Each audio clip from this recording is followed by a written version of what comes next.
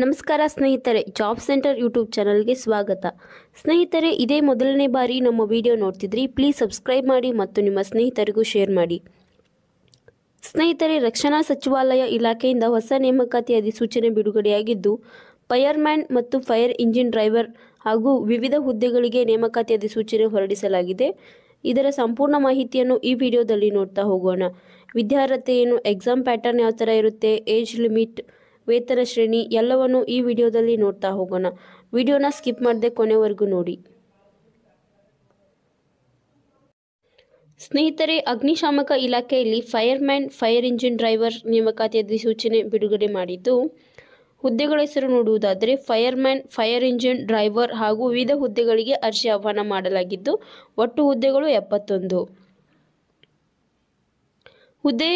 ಹುದ್ದೆ ಪ್ರತಿಯೊಂದು ವಿವರ ನೋಡುವುದಾದರೆ ಅಡುಗೆ ಒಂದು ಪೋಸ್ಟ್ಗೆ ಹುದ್ದೆಗಳು ಸಂಖ್ಯೆ 3 ಹುದ್ದೆಗಳು ಖಾಲಿ ಇವೆ. ನಾಗರಿಕ ಅಡುಗೆ ಬೋಧಕ 3 ಹುದ್ದೆಗಳು ಖಾಲಿ ಇವೆ. MTS ಚೌಕಿದಾರ ಹುದ್ದೆಗೆ 2 ಹುದ್ದೆಗಳು ಖಾಲಿ ಇದೆ. ಟ್ರೇಡ್ಸ್ಮ್ಯಾನ್ ಮೇಟ್ ಹುದ್ದೆಗೆ ಅಂದರೆ ಕಾರ್ಮಿಕ ಈ ಒಂದು ಹುದ್ದೆಗೆ 8 ಹುದ್ದೆಗಳು ಖಾಲಿ ಇವೆ. ವಾಹನ ಮೆಕ್ಯಾನಿಕ್ ಈ ಒಂದು ಹುದ್ದೆಗೆ 1 ಹುದ್ದೆ ಖಾಲಿ ಇದೆ. ನಾಗರಿಕ ಮೋಟಾರ್ ಚಾಲಕ 9 ಹುದ್ದೆಗಳು ಖಾಲಿ ಇವೆ. ಕ್ಲೀನರ್ ಹುದ್ದೆಗೆ 4 ಪೋಸ್ಟ್ ಖಾಲಿ ಇವೆ. ಪ್ರಮುಖ ಅಗ್ನಿಶಾಮಕ 1 ಹುದ್ದೆ ಖಾಲಿ ಇದೆ. ಅಗ್ನಿಶಾಮಕ 30 ಹುದ್ದೆಗಳು ಖಾಲಿ ಇದೆ. ಅಗ್ನಿಶಾಮಕ ಇಂಜಿನ್ ಚಾಲಕ 10 ಹುದ್ದೆಗಳು ಖಾಲಿ ಇವೆ. ಈ ಎಲ್ಲ ಹುದ್ದೆಗಳಿಗೆ ವಿದ್ಯಾರ್ಹತೆ ನೋಡುವುದಾದರೆ ರಕ್ಷಣಾ ಸಚಿವಾಲಯದ ಅಧಿಕೃತ ಅಧಿಸೂಚನೆಯ ಪ್ರಕಾರ ಅಭ್ಯರ್ಥಿಯು 10ನೇ ತರಗತಿ ಡಿಪ್ಲೊಮಾವನ್ನು ಪೂರ್ಣಗೊಳಿಸಿರಬೇಕು. ಮತ್ತು ವಯೋಮಿತಿ ನೋಡುವುದಾದರೆ ಅಭ್ಯರ್ಥಿಯು ಕನಿಷ್ಠ ವಯಸ್ಸು 18 ವರ್ಷ ಮತ್ತು ಗರಿಷ್ಠ 27 ವರ್ಷ ನಿಗದಿಪಡಿಸಲಾಗಿದೆ. ಅರ್ಜಿ ಶುಲ್ಕ ರಕ್ಷಣಾ ಸಚಿವಾಲಯದ ನೇಮಕಾತಿ ಅಧಿಸೂಚನೆಯ ಪ್ರಕಾರ ಅರ್ಜಿ ಸಲ್ಲಿಸುವ ಅಭ್ಯರ್ಥಿಗಳಿಗೆ ಯಾವುದೇ ಅರ್ಜಿ ಶುಲ್ಕ ಇರುವುದಿಲ್ಲ.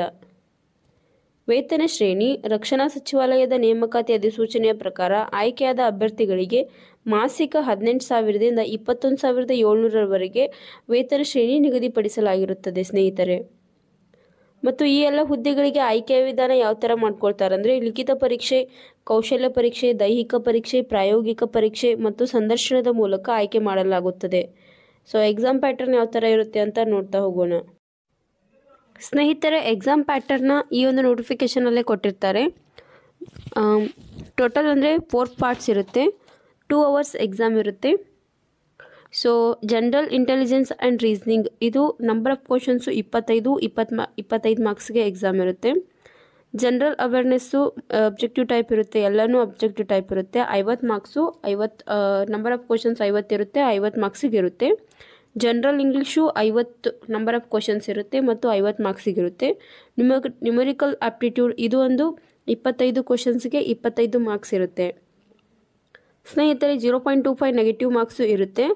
ಹಾಗೆ ಇದು ಅಂದರೆ ಯಾವುದಾದ್ರು ಸಿಲೆಬಸ್ಸಲ್ಲಿ ಇಂಟೆಲಿಜೆನ್ಸ್ ಆ್ಯಂಡ್ ರೀಸನಿಂಗಲ್ಲಿ ಯಾವ ಟಾಪಿಕ್ ಮೇಲೆ ಕೊಡ್ತಾರೆ, ಜನರಲ್ ಅವೇರ್ನೆಸ್ ಯಾವ ಟಾಪಿಕ್ನ ನೀವು ಫೋಕಸ್ ಮಾಡ್ಕೋಬೇಕು, ಇಂಗ್ಲೀಷ್ ಲ್ಯಾಂಗ್ವೇಜು, ನ್ಯೂಮರಿಕಲ್ ಆಪ್ಟಿಟ್ಯೂಡು ಎಲ್ಲವನ್ನೂ ಈ ಅಂದರೆ ನೋಟಿಫಿಕೇಷನಲ್ಲಿ ಕೊಟ್ಟಿರ್ತಾರೆ.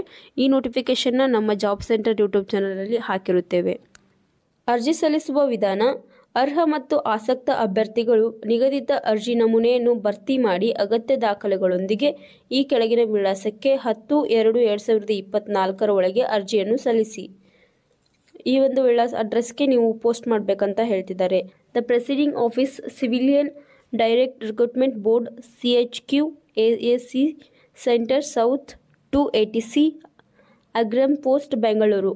ಸೊ ಈ ಒಂದು ವಿಳಾಸಕ್ಕೆ ನೀವು ಪೋಸ್ಟ್ ಮಾಡಬೇಕು.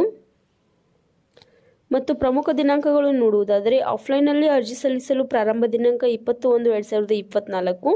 ಆಫ್ಲೈನಲ್ಲಿ ಅರ್ಜಿ ಸಲ್ಲಿಸಲು ಕೊನೆಯ ದಿನಾಂಕ 10/2/2024. ಸ್ನೇಹಿತರೆ, ಇದು ಆನ್ಲೈನಲ್ಲಿ ಅರ್ಜಿ ಸಲ್ಲಿಸಲು ಅವಕಾಶವಿಲ್ಲ, ನೀವು ಆಫ್ಲೈನಲ್ಲಿ ಅರ್ಜಿ ಸಲ್ಲಿಸಬೇಕು.